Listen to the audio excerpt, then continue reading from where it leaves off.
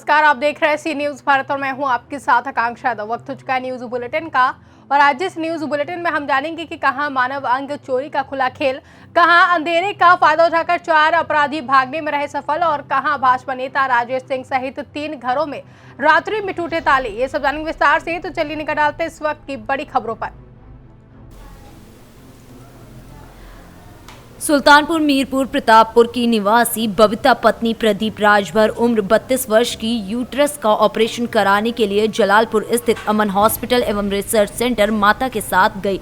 Doctor अनुराग ने operation के बहाने बबीता की किडनी निकाल ली। वो हालात बिगड़ने पर बबीता को मीरपुर प्रतापपुर स्थित ससुराल पर रात में ही अपने पर्सनल वाहन से पहुंचाकर बताया कि ऑपरेशन हुआ है, दवा का असर है, आराम हो जाएगा, और डॉक्टर वहां से फरार हो गया। वहीं घर पहुंचने के 5 मिनट बाद ही बबीता की हालत काफी नाजुक हो गई। घर वालों ने आनन फानन में बबीता को अखंड नगर CHC ले गए, जहां डॉक्टरों ने बबीता को मृत घोषित कर दिया। परिवार वालों ने अखंड नगर थाने में रिपोर्ट लिखाना चाहा, मगर अखंड नगर थाना अध्यक्ष ने ये कहते हुए रिपोर्ट नहीं लिखी। पोस्टमार्टम मैं करा दे रहा हूं, रिपोर्ट आप जलालपुर में दर्ज कराएं। परिवार का रो रो कर बुरा हाल है। एक छोटे से ऑपरेशन के लिए किडनी निकाल कर बेचने का व्यापार काफी दिनों से यहाँ पर चल रहा है, मगर पैसे की हनक और प्रशासनिक पकड़ होने के नाते कोई कार्रवाई नहीं हो रही है। बता दें कि कई बार अमन हॉस्पिटल एवं रिसर्च सेंटर का नाम सामने आने के बाद भी मामले को रफा दफा कर दिया गया है। वहीं इस मामले में भी हॉस्पिटल अपने पहुंच का जोर लगा रहा है। प्रशासन को इस ओर ध्यान देने की जरूरत है। क्या नाम है भैया आपका? मेरा नाम अर्जुन प्रसाद राजभर, सन ऑफ श्री बसेनु राम राजभर, ग्राम मीरपुर प्रतापपुर, पोस्ट बेलवाई, थाना अखंड नगर। ये क्या मामला है? मामला इस महिला का जो गर्भाशय यानी बच्चेदानी के ऑपरेशन की बात थी और उसकी माता वहाँ अमन हॉस्पिटल जलालपुर में लेकर गई वहाँ रात में, और रात में ऑपरेशन की बाद जो है तबीयत उसकी गड़बड़ हुई। अपने स्कॉर्पियो से शाम मॉर्निंग में जो है 5 बजे जो है यहाँ छोड़ दिए ला करके। कौन छोड़ा? वो डॉक्टर और 2 उसमें नर्स थी, एक डॉक्टर था, एक ड्राइवर था। ये अमन हॉस्पिटल कहाँ है? ये जलालपुर में है और उससे तहसील से पहले है, सुरहुरपुर वाले रोड पर है। उसके बाद आपने क्या किया? तो जब हम लोगों को सूचना मिली कि मतलब इसकी तबीयत गंभीर हो रही है, तो हम लोग यहाँ अंबेडकर नगर से सी न्यूज संवाददाता अजय कुमार उपाध्याय की रिपोर्ट। आवागढ़ थाना क्षेत्र के ग्राम सरानी में बीते शुक्रवार की रात्रि में अज्ञात चोरों ने 3 घरों में ताले तोड़ने का कार्य किया है, जबकि एक घर में चोर चोरी करने में सफल रहे, जिसके संबंध में पूर्व सांसद आगरा लोकसभा डॉक्टर रामशंकर कठेरिया के प्रतिनिधि रहे भाजपा नेता राजेश सिंह पुत्र चंद्रपाल सिंह के घर सद के रास्ते होते हुए जीने की कुंडी तोड़कर चोर करीब 6 लाख रुपए कीमत की चोरी करने में कामयाब रहे। इस संबंध में उन्होंने बताया कि गांव के ही एक अजीत पाल सिंह भुट्टो और रुकमपाल सिंह के यहाँ पर भी चोरी करने की कोशिश की गई थी, लेकिन चोर असफल रहे। वहीं मामले की जानकारी लगते पुलिस मौके पर पहुंच गई और जांच में जुट गई है। दूसरी तरफ फॉरेंसिक जांच टीम और डॉग स्क्वाड भी मौके पर पहुंच गई और जांच में जुटी हुई है। क्या नाम है आपका? राजेश कुमार सिंह। क्या मामला हुआ है आज ये? यहाँ मेरे गांव में मम्मी पापा घर पे रहते थे जी। रात्रि में सो गई तो बदमाश चोर छत से चल के आए। उन्होंने जीने की सांकर तोड़ी और सांकर तोड़ के जो अंदर प्रवेश किया और अंदर प्रवेश करके जो अलमारी में जो भी सामान था, जेवर और पैसे, वो निकाल लिए। उसके बाद या पहले पड़ोस में ही अजीत पाल सिंह के मकान पर चले, उनका एक दरवाज़ा तोड़ा और दूसरी तरफ जो अंधेरा करके जो दरवाजे के ऊपर जो लाइट लगी थी उसे बंद करके उसका प्रयास किया। उसके साथ ही पड़ोस के एक सुकरमपाल सिंह और हैं, उनके घर में घुसे। उनके घर में भी उन्होंने अंदर घुस के जिस कमरे में सो रहे थे उसमें नहीं गए, तलाशी ली, लेकिन उनके यहाँ कोई चीज़ नहीं मिली। अब लगभग कितने रुपए की चोरी आपके यहाँ पर ये हुई है? लगभग 10 तोले सोना, 250 ग्राम चांदी और 60,000 रुपये नगद कैश थे। पुलिस आई है यहाँ पर? हाँ, पुलिस आई है, अभी जो छानबीन कर रही है। एटा से सी न्यूज संवाददाता राघवेंद्र की रिपोर्ट। जरोखेड़ा के विभिन्न स्कूलों में टीचर और बच्चों ने मिलकर बाल दिवस मनाया। वहीं उत्कर्ष पब्लिक स्कूल में बच्चों के द्वारा मेला और टीचर के द्वारा कोविड-19 की जानकारी भी दी गई, तो दूसरी तरफ DPS स्कूल में बच्चों के द्वारा मनमोहक कार्यक्रम भी किए गए। नाम बताएं आपका? मेरा नाम प्रीति जैन है। मैं टीचर हूँ। ये ऑल टीचर्स हैं।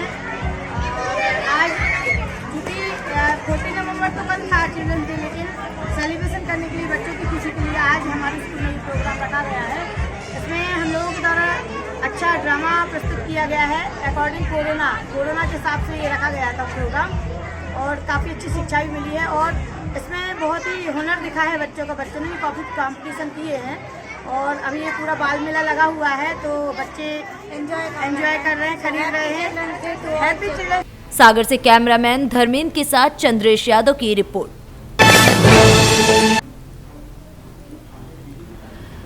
जरुआखेड़ा के ग्राम खेराई में गोपाष्टमी के दिन बड़े ही हर्षोल्लास के साथ भगवान गोवर्धन का जुलूस निकाला गया। लगातार पिछले 27 वर्षों से ग्राम खेराई में दिवाली के दूसरे दिन गोवर्धन भगवान की प्रतिमा विराजमान की जाती है।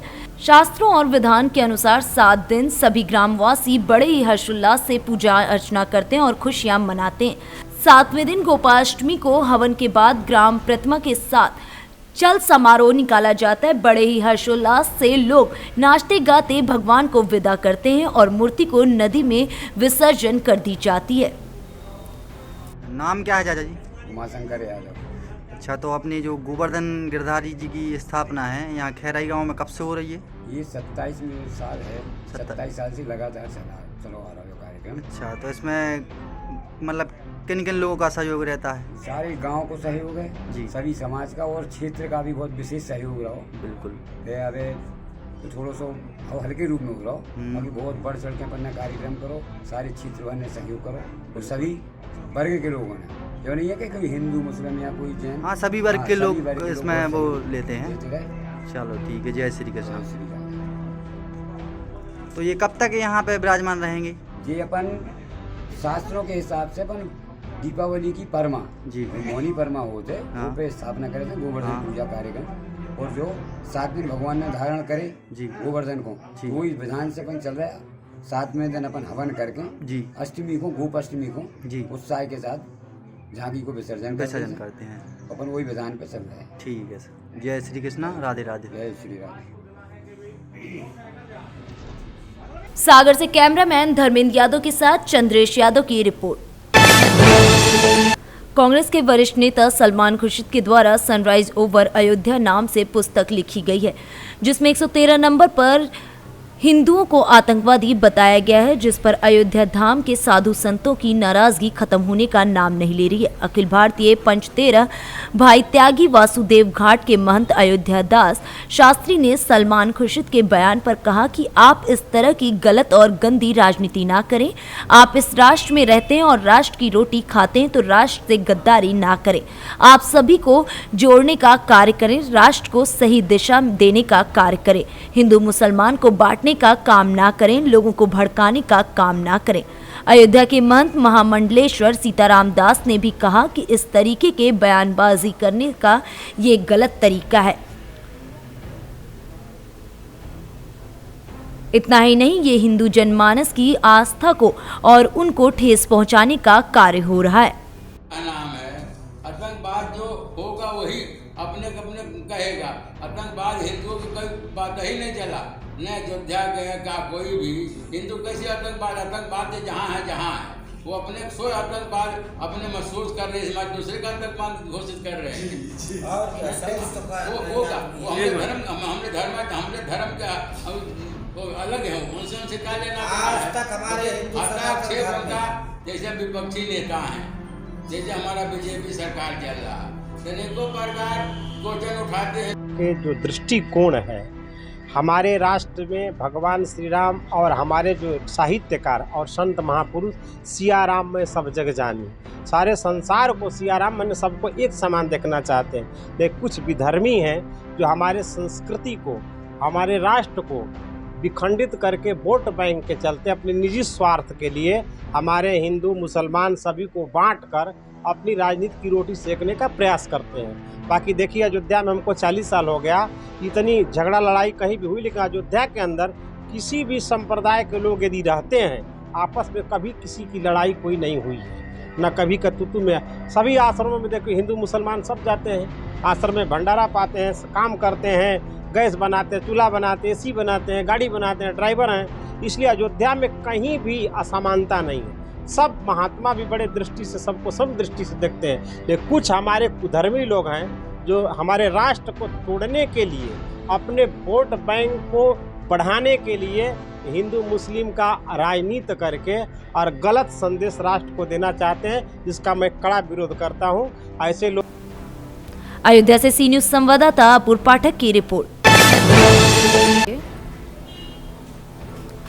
कांग्रेस के वरिष्ठ नेता और पूर्व केंद्रीय मंत्री सलमान खुर्शीद द्वारा लिखी गई किताब में हिंदू धर्म की तुलना ISIS और बोको हराम जैसे संगठनों से करने और कांग्रेस के एक अन्य नेता राशिद अल्वी के हिंदुओं को राक्षस कहने को लेकर अब विवाद शुरू हो गया है।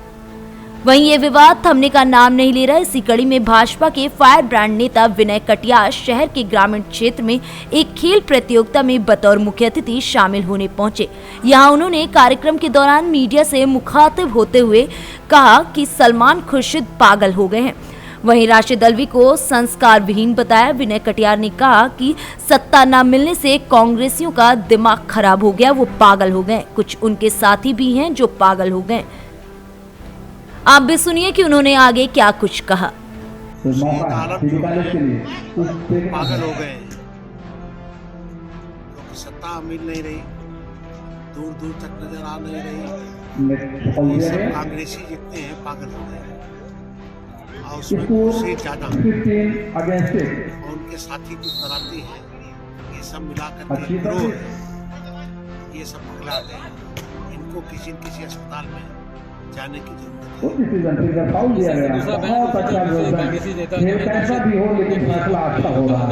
कि श्री राम के नारे लगाते हुए जो लगा रहे हैं वो राक्षस हैं। तो दूसरे नेता कांग्रेस के उनका भी यही बयान है कि मतलब जो है जो नारा लगाएंगे कि ये राक्षस है, ये ठीक नहीं होगा। ये गौरव का गौरव है। जो भी अपनी अच्छी सर्विस से हमारे अपनी टीम को सलमान में भी ले जाते हुए फिर एक बार कर सबका आदर और कलेक्शन नहीं हो चुका और भी है, उसको संस्कार नहीं है। संस्कार कोशिश कीजिए अम्बेडकर नगर वालों संस्कार विहीन लोगों को उनको भगवान ही समझाएगा और कोई नहीं समझाएगा। अयोध्या से सी न्यूज संवाददाता अपूर्व पाठक की रिपोर्ट। अयोध्या जनपद के सलारपुर में आयोजित स्वर्गीय महादेव स्मारक राज्य स्तरीय प्राइज मनी वॉलीबॉल प्रतियोगिता का शुभारंभ पूर्व भाजपा नेता विनय कटियार और पूर्व विधायक जितेंद्र सिंह बबलू ने फीता काटकर किया, जिसमें पूरे प्रदेश की 10 टीमें भाग ले रही हैं। युवाओं को खेल के प्रति जागरूक करने के लिए प्रतिवर्ष ये प्रतियोगिता होती रहती है। कार्यक्रम में भाग लेने के बाद पूर्व विधायक जितेंद्र सिंह बबलू ने कहा कि अशोक सिंह प्रधान इस विधानसभा के सम्मानित प्रधान है। मेरा कार्यक्रम के अध्यक्ष और उनके परिवार के साथ पारिवारिक संबंध है। युवाओं को जागरूक करने के लिए ऐसे ही खेल प्रतियोगिताएं होती रहनी चाहिए। वहीं 2022 विधानसभा चुनाव लड़ने के सवाल पर जितेंद्र सिंह बबलू ने कहा कि कई पार्टियों से बातचीत चल रही है, टिकट नहीं मिलने पर वे निर्दल बीकापुर विधानसभा से चुनाव लड़ेंगे। बबलू सिंह ने आगे कहा कि चुनाव लड़ने की तैयारी चल रही है और कार्यकर्ता हमारे साथ हैं। वहीं प्रतियोगिता के उद्घाटन समारोह में बसपा के पूर्व विधायक जितेंद्र सिंह बबलू और भाजपा नेताओं से नजदीकियां इन दिनों चर्चा का केंद्र बनी हुई है। इस दौरान जितेंद्र सिंह बबलू और विनय कटियार बेहद करीब होकर गुफ्तगू कर रहे थे, जिसको लेकर चर्चाओं का बाजार गर्म है। ये अशोक सिंह प्रधान जी हमारे मुहैया के बहुत इस विधानसभा काफ़ी सम्मानित प्रधान हैं। इनका पूरा परिवार मिल करके हम लोग इनके साथ हैं, यही यहाँ पे करा रहे हैं। इसको कराने से यहाँ स्टेट की 10 टीमें आई हुई हैं पूरे स्टेट से। इसको कराने का उद्देश्य यही है कि यहाँ लोगों में जो युवाओं में एक खेल के प्रति, क्योंकि आप देख रहे हैं इस टाइम खेल के स्वास्थ्य हो चाहे जैसे हो, हर तरीके से खेल से फायदा हो रहा है।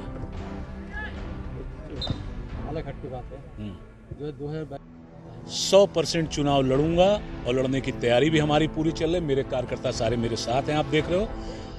अगर टिकट मिला कहीं से तो ठीक है, नहीं तो निर्दलीय। लेकिन कई लोगों से बातचीत चल रही है। हाँ, वो माननीय विनय कटियार जी बीजेपी के बहुत बड़े नेता हैं। मेरी मुलाकात यहीं पे आके हुई उनसे। वो बीजेपी में है, मैं किसी पार्टी में नहीं हूँ अभी, मैं कहीं नहीं हूँ। अब उम्मीद चुनाव लड़ना है, अब कैसे लड़ेंगे ये देखिए, समय आने बताएंगे आपको।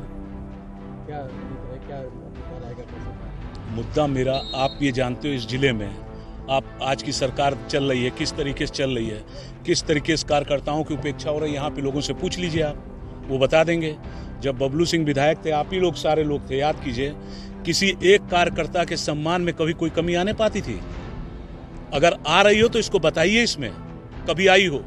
और आज क्या हाल है?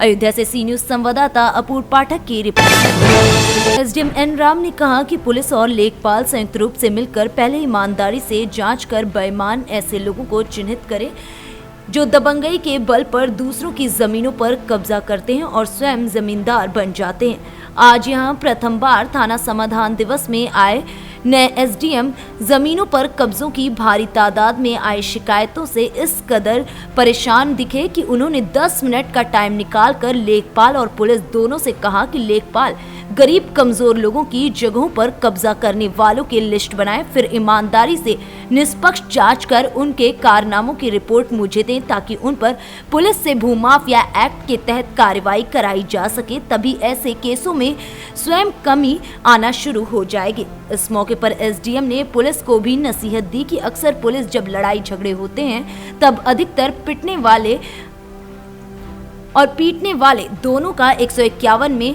चालान कर देती है। तब उसमें पीड़ित जो पीटा उसको आखिर न्याय कब मिला और पीटने वालों के हौसले बुलंद हो जाते हैं। कुल मिलाकर नए एसडीएम ने अपनी तेज कार्यशैली से पुलिस लेखपाल दोनों को अपने काम का तरीका बेहद निष्पक्ष रूप से बता दिया। बरेली से सी न्यूज संवाददाता कुणाल आर्य की रिपोर्ट। सब जानते हैं कि नदियों के किनारे ही अनेक मानव सभ्यताओं का जन्म और विकास हुआ है। नदी तमाम मानव संस्कृतियों की जननी है। प्रकृति की गोद में रहने वाले हमारे पुरखे नदी जल की अहमियत समझते थे। निश्चित ही यही कारण रहा होगा कि उन्होंने नदियों की महिमा में ग्रंथों तक की रचना कर दी और अनेक ग्रंथों पुराणों में नदियों की महिमा का बखान कर दिया। भारत के महान पूर्वजों ने नदियों को अपनी माँ और देवी स्वरूप बताया है। नदियों के बिना मनुष्य का जीवन संभव नहीं है, इस सत्य को वे भली भांति जानते थे। इसलिए उन्होंने कई त्योहारों और मेलों की रचना ऐसी की है कि समय समय पर समस्त भारतवासी नदी के महत्व को समझ सके, नदियों से खुद को जोड़ सके, नदियों के संरक्षण के लिए चिंतन कर सके। हर 3 साल में देश के 4 अलग अलग संगम स्थलों पर लगने वाले कुंभ भी इसी चिंतन परंपरा का सबसे बड़ा उदाहरण है। नगर से बहने वाली मां माचना नदी का नगर सहित क्षेत्र में बड़ा महत्व है। ये नगर की जीवन रेखा है। नगर और क्षेत्र में माचना नदी को मां कहकर पुकारा जाता है। क्षेत्र के लोगों की ऐसी मान्यता है कि माचना नदी में स्नान करने से ही शरीर के पाप धुल जाते हैं। ग्राम सासाबाड़ा के निकट स्थित माचना नदी का उद्गम स्थल है। ये स्थान पौराणिक महत्व का भी स्थल है। लोगों की आस्था भी इससे जुड़ी हुई है। बैतूल से सी न्यूज संवाददाता शैलेंद्र की रिपोर्ट। पन्ना जिले के नगर पवैया में कुर्मी समाज द्वारा सरदार वल्लभ भाई पटेल की 146वीं जयंती पर नगर पवई में पखवाड़ा मनाया गया, जिसमें करही तिराहे से रैली का शुभारंभ करके पूरे नगर में भ्रमण कर छत्रसाल स्टेडियम में समापन किया और सरदार की जयंती पर सतना से सांसद गणेश सिंह और पूर्व सांसद मंत्री डॉक्टर रामकृष्ण कुसमरिया, पवई विधायक प्रहलाद लोधी और भी कुर्मी समाज के नेता उपस्थित रहे, जिसमें पवई विधायक प्रहलाद लोधी ने सरदार वल्लभ भाई पटेल भवन निर्माण के लिए 5 लाख की राशि देने की घोषणा की है।